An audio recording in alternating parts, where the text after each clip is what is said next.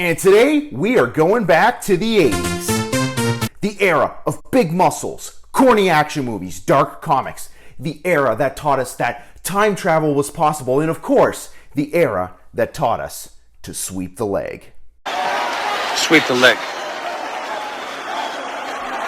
You have a problem with that? Even though I was really little during the 1980s and I really don't remember much of it, actually, I don't remember any of it. I have to say that I find the 80s to be one of the most fascinating periods for not only politics, TV, movies, but also, of course, for comic books. So today I bring you the top 20 best comic books of the 1980s.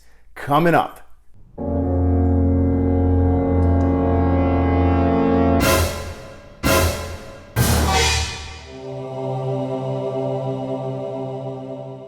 Hello Avengers and Justice Leaguers, I am Dante D and welcome to the channel where we talk about comic books and other geek stuff. Before we get into today's video, I just wanted to take a moment to thank all of the new subscribers. There have been a lot of new subscribers coming onto the channel. I've loved reading all your comments and interacting with you, engaging with you. You've all been fantastic. Thank you so much for subscribing and thank you so much for your continued support. If you haven't subscribed yet, please consider doing so before you leave this video here today. And also check out the channel for other videos on topics related to geek culture. So as mentioned earlier, today we're going to be talking about the top 20 best comic books of the 1980s. Just a note before we start talking about the comic books, I just wanted to let you know that this list is going to exclude any huge graphic novels of the era. So unfortunately, you're not going to be seeing anything like The Dark Knight Returns and Watchmen. We all know those are two watershed books of the 1980s, but today I just wanted to focus specifically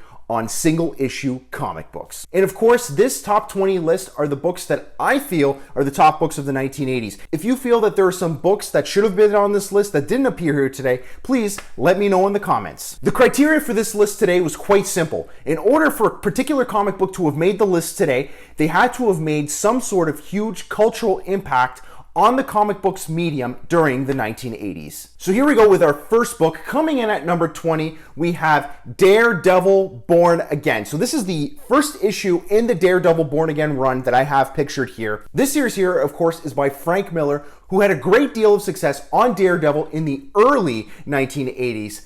After Frank Miller left Daredevil, I think the sales kind of plummeted on the series a little bit, and they brought him back in the later 1980s to stir up some interest in the Daredevil franchise once again. And of course, the response to Daredevil Born Again was phenomenal. In my opinion, this is one of the great story arcs of the 1980s. Coming in at number 19, we have the Amazing Spider-Man Annual number 21, which of course features the famous wedding between Spider-Man Peter Parker and Mary Jane Watson. The romance between Peter Parker and Mary Jane was the comic book romance of the 1980s. Everyone remembers when Peter Parker married Mary Jane Watson. Now I've read this book and it's okay. I actually kind of liked it. We have to understand that there's probably a little bit of gimmicking going on here because we all know that in the 1980s, that is when the comic book collecting hobby really started catching on. And I think publishers were starting to recognize that people were buying comic books not only to read them,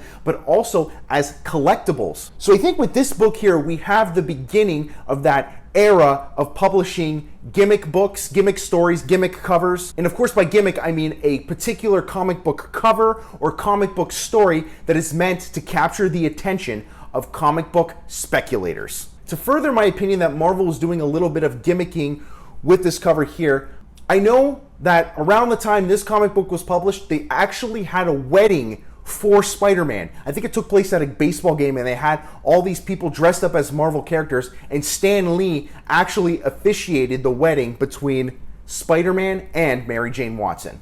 And for those of you that don't know, this marriage, of course, did not last. The marriage between Peter Parker and Mary Jane Watson did eventually end many, many years later. I think it was in the early 2000s, and it ended in a very critically reviled story arc. Coming in at number 18, we have the Web of Spider-Man number 1. Spider-Man was increasing in popularity from the moment he hit the pages of Amazing Fantasy 15 all the way up to present day. By the 1980s, Spider-Man was an extremely popular character Now, I don't have sales figures for the Web of Spider-Man #1, but I'm sure there was a little bit of speculation going on with this book here, being that it was a Spider-Man #1 issue. So when Marvel released a new Spider-Man #1, people ate it up. They went out, they bought it, and they were just excited to own a new Spider-Man #1.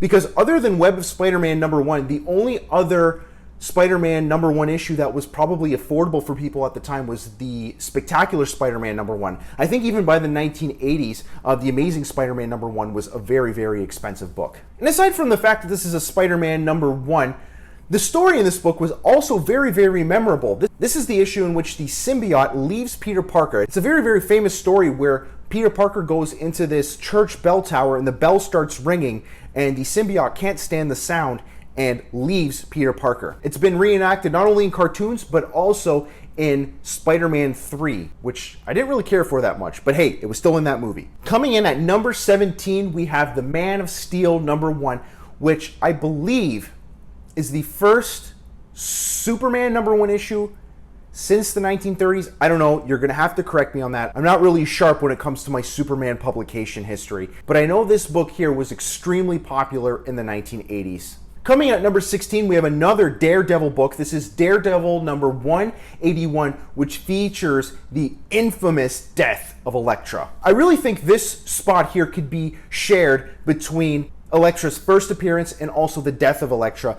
Elektra made her first appearance in this Daredevil issue here, and fans really took a liking to Elektra. That's why a few issues later, when Frank Miller decided to kill off Elektra, people went nuts. The death of Elektra is probably one of the most memorable comic book deaths of the 1980s. And of course, we know that in comic books, nobody ever stays dead. So we know that, of course, Elektra eventually did make her return. Coming in at number 15, we have Kraven's Last Hunt. Now, this book here is the first issue in the Kraven's Last Hunt story arc. But Kraven's Last Hunt is a story arc that lasted a few issues, and it was a crossover between Amazing Spider-Man, Spectacular Spider-Man, and Web of Spider-Man, if I'm not mistaken. When the Kraven's Last Hunt run came out in the 1980s, the comic book public responded very, very well. And this, to this day, is considered to be not only one of the best story arcs of the 1980s, but one of the best comic book story arcs of all time. Coming in at number 14, we have the new Teen Titans #1. Now, I actually don't have this book and I've never read it, but in doing research for this video, I discovered that no top 20 best comic books of the 80s list can be complete without this comic book. So to be honest with you, I don't really know a lot about this book other than the fact that it was very, very popular in the 1980s and very memorable in the 1980s. So if you have any more light to shed on the new Teen Titans #1, please let me know in the comments. Coming in at number 13, we have the Incredible Hulk #340 with the famous Todd McFarlane cover featuring Wolverine and the reflection of the Hulk in Wolverine's claws. Now, this was very early in Todd McFarlane's career as a comic book artist, but we can see by the time the Incredible Hulk #340 came out, Todd McFarlane was already super popular. I think by then he was already well established as one of the rock star artists. Todd McFarlane, along with Jim Lee and a few other guys, really came to prominence in the 1980s, and it was to the point where people were buying everything that they were doing. Coming in at number 12, we have Batman #404. As we probably all know, this is the first issue in the Batman Year One story arc, which was by Frank Miller, and is considered to be, again, not only one of the top comic book story arcs of the 1980s, but one of the best comic book stories of all time. I cannot stress enough the significance of Frank Miller in the 1980s. He not only had amazing runs on Daredevil, he also did the amazing Batman Year One story arc, and of course, I have to mention it at least, he released The Dark Knight Returns, which was a watershed book next to Watchmen in the 1980s. Number 11, we have Secret Wars #8, which is one of the big key issues from the 1980s. This features the origin of the alien symbiote that eventually becomes Venom and gives Spider-Man that black costume. Even if we put Secret Wars #8 aside and ignore the whole Venom symbiote thing, Secret Wars on its own was a huge story arc in the 1980s, and it really is good. I've read it and I enjoyed every single second of it. Coming in at number 10, we have two books actually, which are Crisis on Infinite Earths number 7 and Crisis on Infinite Earths number 8, which feature both the death of Supergirl and the death of the Barry Allen Flash. I've read Crisis on Infinite Earths. I have to say, I personally wasn't a big fan of this story arc. I found it a little clunky and difficult to follow. Again, maybe that might be because I'm not as well versed in the DC universe as I am in the Marvel universe. Let me know what you thought of Crisis on Infinite Earths, because again, for me, it wasn't my cup of tea, but I cannot understate the importance of this book to the 1980s. Not only did Crisis on Infinite Earths give us the deaths of two very, very popular characters, but some consider Crisis on Infinite Earths number 7 to be the official end of the Bronze Age and the start of the Modern Age or Dark Age of comics, whatever you want to call it. And by the Modern Age, Dark Age of comics, I mean that shift to increasingly darker stories. Now, again, the end of the Bronze Age, just like the end of the Silver Age, is arguable. Some say that by the time Crisis on Infinite Earths number 7 came out, that the Bronze Age had already passed. But for me anyway, I would consider this, culturally anyway, to be the end of the Bronze Age. I mean, just look at this cover and how compelling it is and how dark it is. I mean, for the 1980s, this was a very dark cover, and I think it was even unprecedented. I don't think there was any other cover that came before this book here that featured such a dark image. If you know of any that came out before this one here and would like to share, please let me know in the comments. Coming in at number 9, we have Wolverine number 1 from the later 1980s. Now this is Wolverine Volume 2, and it is Wolverine's first ongoing series. Wolverine was an immensely popular character in the 1980s, and people really wanted an ongoing series for him. I actually cannot believe that it took Marvel this long to give Wolverine his own ongoing series. At number 8, we have Wolverine number 1, Volume 1. This was a limited 4-issue series written by the great Frank Miller that came out in the early 1980s. Wolverine was first introduced to us in the pages of Incredible Hulk number 181 in 1975, and he grew in popularity very quickly. So by the 1980s, people were hungry for a Wolverine solo story, but they weren't really sure on how he would do in his own solo series, because as we all know, up until the 1980s, Wolverine was really just part of the X-Men. He never really had that many solo stories. So they experimented and they gave a 4-issue limited series to Frank Miller. That being said, when Wolverine number 1 came out, fans just absolutely loved it. And to this day, fans and collectors alike love this particular book, and people are always chomping at the bit to add this book to their collections. At number 7, we have Batman number 357, and as we all know, this is not only the first appearance of Killer Croc, but also the first appearance of Jason Todd. And Jason Todd was a very important character in the 1980s. He wasn't well liked. People actually hated Jason Todd. They thought he was a snot-nosed kid, but as you will find out, he becomes very important for a story that just blew up in the medium much later on, and we're going to get to that book momentarily. Number 6, we have X Factor number 1 and also X Factor number 6. So another spot that is shared by 2 books. X Factor number 1 is another important book from the 1980s.